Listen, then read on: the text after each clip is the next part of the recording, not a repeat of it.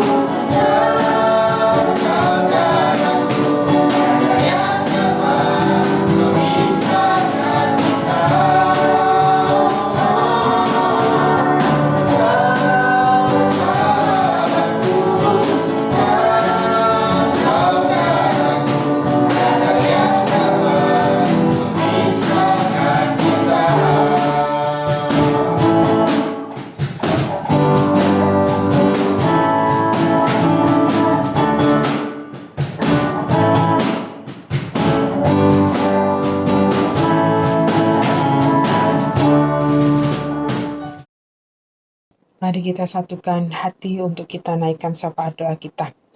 Tuhan Yesus Kristus, Allah yang Maha Kuasa, Bapa yang kekal dan menjadi Tuhan dan Juru Selamat kami. kami pada pagi hari ini datang kepadamu ya Tuhan. Kami bersehati untuk mohon pertolongan daripadamu dan belas kasihan-Mu ya Tuhan, atas segala hal yang ada pada saat ini dalam kehidupan kami, dan khususnya untuk di dalam gereja-Mu Betania.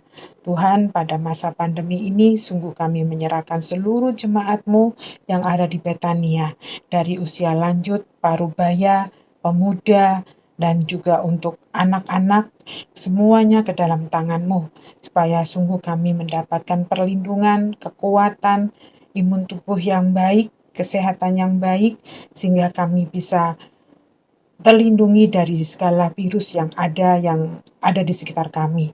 Sungguh Tuhan, kami menyerahkan semuanya ke dalam tangan-Mu, juga kehidupan keluarga kami masing-masing di dalam jemaat-Mu Betania, pekerjaan kami serahkan kepadamu, dan biarlah Tuhan seluruh jemaat-Mu Betania tetap bisa bekerja dan bisa menghasilkan berkat daripadamu untuk kehidupan keluarga kami dan untuk bisa memuliakan nama-Mu.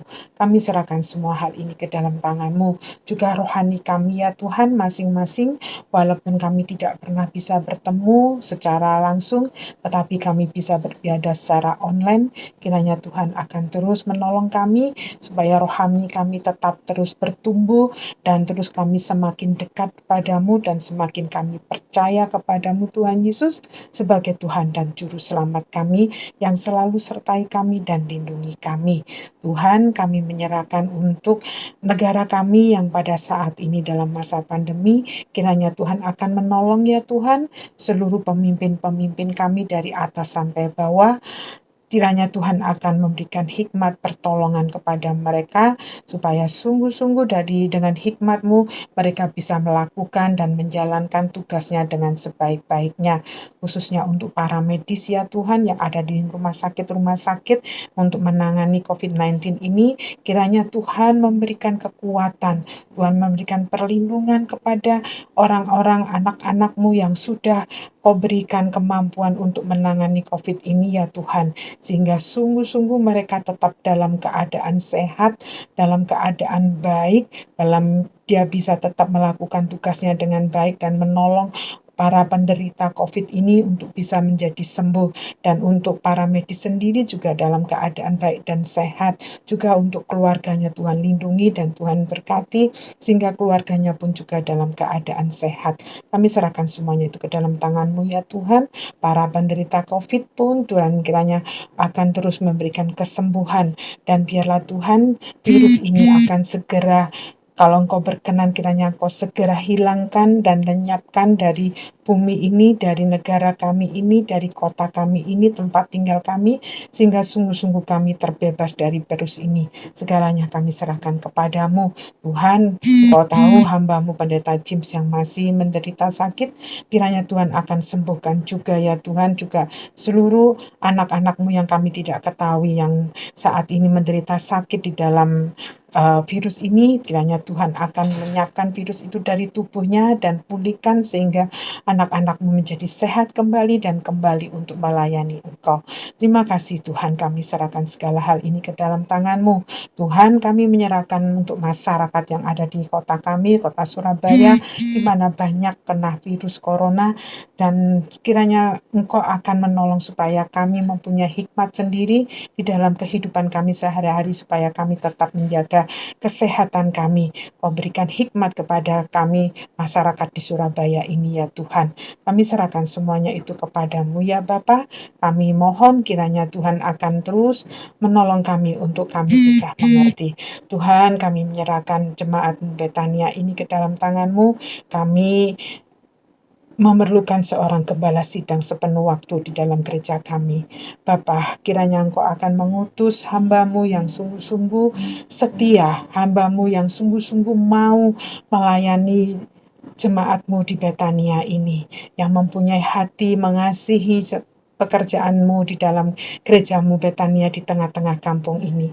Kirimkanlah hamba-Mu ya Tuhan, beritahukanlah Tuhan kepada kami, sehingga kami bisa memanggil hamba-Mu itu untuk bisa menjadi jemaat-Mu di gereja-Mu Betania, dan semuanya itu oleh karena kehendak-Mu, oleh karena belas kasihan-Mu kepada gerejamu Betania, kami mendapatkan gembala sidang yang baik, yang bisa menolong kami dan memimpin kami untuk bertumbuh di dalam Engkau. Terima kasih Tuhan. Tuhan, kami serahkan seluruh doa kami ini ke dalam tangan-Mu, kiranya Engkau menyempurnakan sesuai dengan kehendak-Mu, dan kami menantikan jawaban-Mu. Terlebihlah Engkau ya Tuhan, mohon ampun atas segala dosa kami. Dalam nama-Mu Tuhan Yesus Kristus, kami berdoa kepadamu. Amin. Firman Tuhan pada pagi hari ini diambil dari 2 Timotius 2 ayat 1-13. Panggilan untuk ikut menderita. Sebab itu, hai anakku, jadilah kuat oleh kasih karunia dalam Kristus Yesus. Apa yang telah engkau dengar daripadaku di depan banyak saksi, percayakanlah itu kepada orang-orang yang dapat dipercayai, yang juga cakap mengajar orang lain. Ikutlah menderita sebagai seorang prajurit yang baik dari Kristus Yesus, seorang prajurit yang sedang berjuang tidak memusingkan dirinya dengan soal-soal penghidupannya, supaya dengan demikian ia berkenan kepada komandannya. Seorang olahragawan hanya dapat memperoleh mahkota sebagai juara apabila ia bertanding menurut peraturan-peraturan olahraga. Seorang petani yang bekerja keras haruslah yang pertama menikmati hasil usahanya. Perhatikanlah apa yang katakan. Tuhan akan memberi padamu pengertian dalam segala sesuatu. Ingatlah ini, Yesus Kristus yang telah bangkit dari antara orang mati, yang telah dilahirkan sebagai keturunan Daud, itulah yang kuberitakan dalam Injilku. Karena pemberitaan Injil inilah aku menderita, malah dibelenggu seperti seorang penjahat. Tetapi firman Tuhan tidaklah terbelenggu. Karena itu aku sabar menanggung semuanya itu bagi orang-orang pilihan Allah, supaya mereka juga mendapat keselamatan dalam Kristus Yesus dengan kemuliaan yang kekal. Benarlah perkataan ini, jika kita mati dengan Dia, kita pun akan hidup dengan Dia. Jika kita bertekun, kita pun akan ikut memerintah dengan Dia. Jika kita menyangkal Dia, Dia pun akan menyangkal kita. Jika kita tidak setia, Dia tetap setia, karena Dia tidak dapat menyangkal dirinya. Amin. Kini tiba saatnya kita mempersembahkan persembahan dan persepuluhan yang telah diberikan oleh Tuhan dengan cara mengumpulkannya ke gereja golongan 2D atau dapat ditransfer ke rekening yang ada di layar. Mari kita berdoa untuk mempersembahkan persembahan yang sudah kita kumpulkan pada pagi hari ini. Mari kita berdoa. Ya Bapak ya Tuhan, terima kasih Engkau telah memberi kesempatan kami pada pagi hari ini bisa berkumpul Tuhan dengan keadaan baik dan sehat. Dan juga tadi kami sudah mengumpulkan sedikit berkat kami ya Tuhan, semoga bermanfaat bagi gereja ini dan juga perkembangan gereja ini juga Tuhan, dan juga tolong berdoa juga tangan-tangan yang telah memberikan ya Tuhan, berkati kehidupannya juga pekerjaannya Tuhan. Semuanya kami serahkan kepada Kami dan hanya dalam nama-Mu. Amin.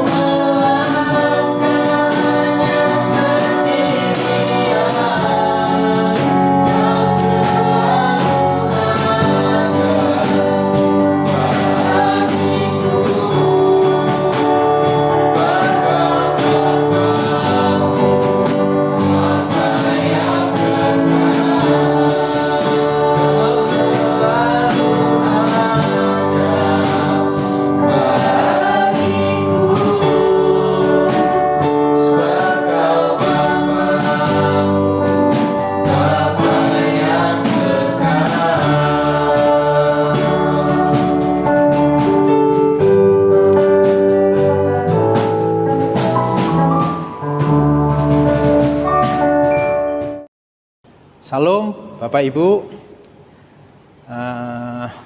Gereja Baptis Indonesia Pengharapan Surabaya, demikian juga Jemaat Gereja Baptis Indonesia Betania.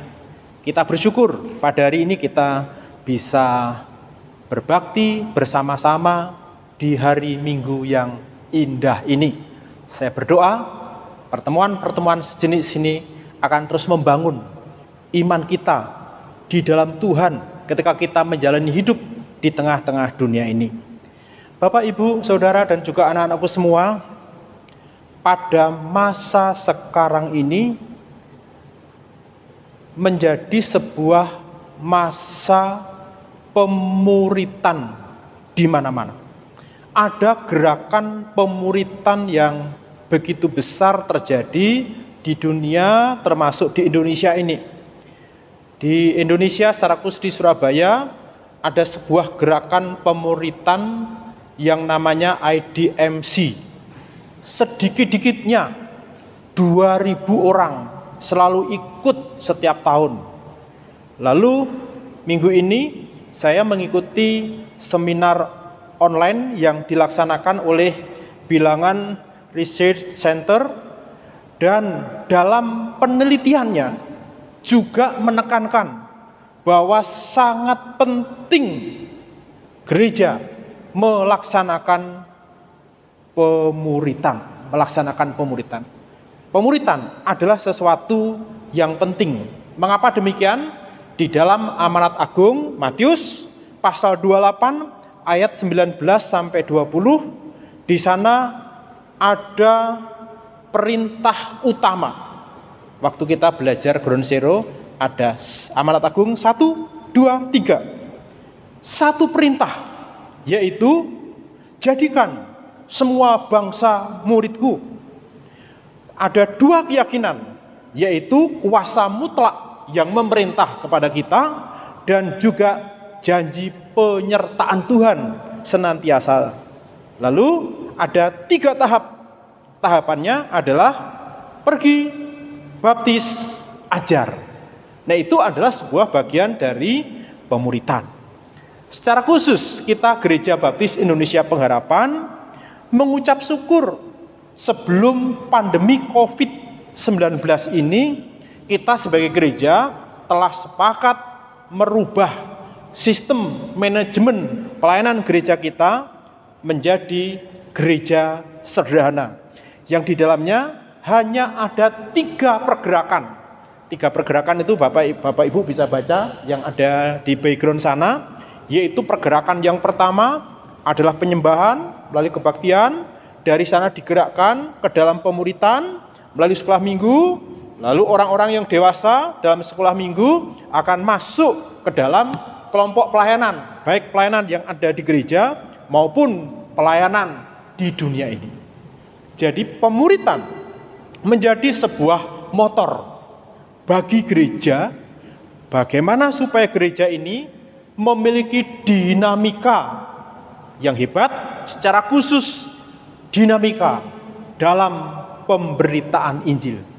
Teks firman Tuhan yang sudah kita baca tadi, yaitu yang terdapat di dalam 2 Timotius pasal 2 ayat 1 sampai ayat yang ke-13.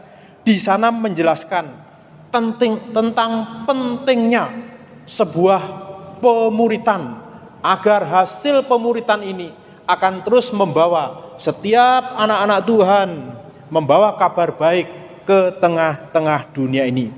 Bagaimana supaya pemuritan ini bisa terjadi secara efektif di dalam kehidupan kita, gereja Tuhan? Ada 3 hal yang perlu kita perhatikan. Yang pertama yang perlu kita perhatikan berdasarkan 2 Timotius pasal 2 ayat 1 sampai ayat yang kedua. Kalau saya baca, karena di sini ada ayat yang penting untuk kita perhatikan ya. Ayat yang pertama berbunyi, sebab itu hai anakku, jadilah kuat oleh kasih karunia dalam Kristus Yesus. Nasihatnya adalah supaya setiap kita anak-anak Tuhan, murid Kristus, menjadi kuat oleh kasih karunia. Bagaimana supaya kita menjadi kuat? Ayat yang kedua, coba ayat yang kedua kita baca bersama-sama. Karena ini ayat yang penting, bahkan ayat yang perlu kita hafalkan bersama-sama. Silakan membuka di dalam Alkitabnya masing-masing atau bisa mengikuti di tampilan ini. 2 Timotius pasal 2 ayat yang kedua kita baca bersama-sama. Mari, apa yang telah engkau dengar daripadaku di depan banyak saksi, percayakanlah itu kepada orang-orang yang dapat dipercayai, yang juga cakap mengajar orang lain. Bagaimana supaya kita menjadi kuat di dalam kasih karunia Tuhan? Ayat ini memberikan perintah, yaitu supaya kita memasuki proses pemuritan. Ketika kita memasuki proses pemuritan, berarti ada yang memuridkan, ada yang dimuridkan. Supaya pemuritan ini bisa berjalan dengan baik. Seperti bagian firman Tuhan tadi, ada kata penting yang perlu kita perhatikan, yaitu dikatakan di sana, supaya kita dapat dipercayai, ya. Kita mencari orang yang dapat dipercayai. Itu artinya demikian. Ketika kita sudah menjadi orang Kristen dewasa secara rohani, kalau di dalam gereja kita itu masuk kategori sebagai gembala-gembala kelas, ketika sudah menjadi gembala kelas bisa disebut sebagai mentor, mereka akan merekrut orang untuk dimuridkan. Ketika merekrut orang untuk dimuridkan, maka gembala kelas harus bisa mempercayai orang yang direkrut. Dalam sebuah kapasitas iman yang terbatas, dalam kapasitas pengabdiannya juga masih terbatas, dalam kondisi karakter hidup Kristennya juga masih terbatas. Kita harus berani mempercayai untuk dimuridkan, supaya Tuhan mengubahkan. Namun sebaliknya juga, orang-orang yang dimuridkan juga perlu belajar mempercayai, menghargai, yaitu mereka yang sedang memuridkan. Orang yang dimuridkan perlu menghargai, mempercayai gembala yang memuridkan, atau guru kelas yang memuridkan, yang berfungsi sebagai mentor di sana. Ketika kedua-duanya bisa saling mempercayai, maka proses pemuritan ini akan bisa berjalan dengan baik, yang akan terus membawa pertumbuhan iman.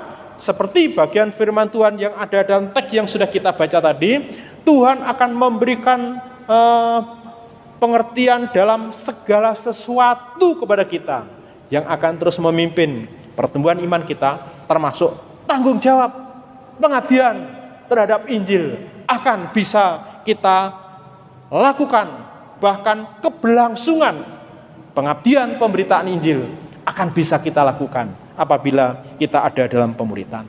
Ini kebenaran yang pertama, ya, bahwa pemuritan membutuhkan rasa saling percaya.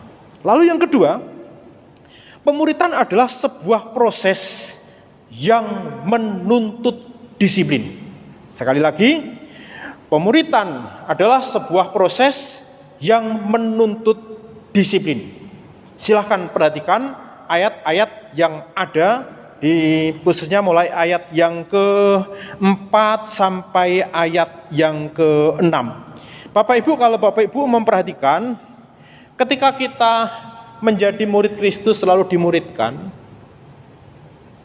proses pemuritan ini akan mengubah mental kita. Yang awalnya orang-orang Kristen ketika sudah percaya mau melayani, tapi ketika mau melayani sifatnya sukarela, menjadi relawan. Kalau enggak rela juga tidak akan melayani. Ayat yang kita temukan di dalam ayat yang ke-3 sampai 6 ada sebuah target-target pemuritan mental seorang murid yang harus dicapai. Dari seorang yang menjadi sukarelawan harus tumbuh menjadi mental seperti yang dicatat di dalam ayat yang keempat. Di dalam ayat yang keempat di sana dikatakan seorang prajurit yang sedang berjuang tidak memusingkan diri dengan soal-soal penghidupannya, supaya dengan demikian ia berkenan kepada komandannya. Jadi ayat ini berbicara ketika kita dimuridkan, ini bukan hanya sekedar analogi, tetapi di dalamnya menjelaskan tentang mental, tentang karakter sebagai seorang prajurit, sebagai seorang laskar yang hanya berkata siap kepada komandannya tanpa memusingkan apa yang menjadi keperluan dirinya. Nah, ini adalah mental seorang murid, yaitu bermental laskar Kristus. Perlu kita bangun di sini. Lalu berikutnya adalah mental olahragawan. Ketika seorang olahragawan memasuki arena pertandingan, maka dia akan bertanding sedemikian rupa dengan mengikuti peraturan-peraturan, hidup dalam ketaatan, supaya pada akhirnya dia bisa menjadi seorang pemenang yang layak untuk menerima hadiah-hadiah.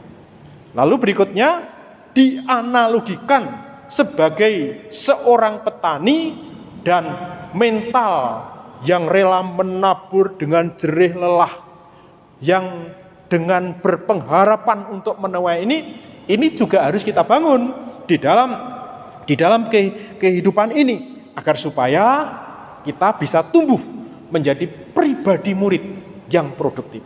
Jadi Bapak Ibu, ketika kita memperhatikan bagian-bagian firman Tuhan ini, ketika kita merenungkan kehidupan ini, sesungguhnya ada sebuah proses yang harus kita tempuh sebagai murid Yesus agar kita bisa menjadi murid yang memiliki mental seorang laskar yang berani taat kepada komandan Kristus Yesus untuk melaksanakan tugas-tugas termasuk amanat yang daripadanya.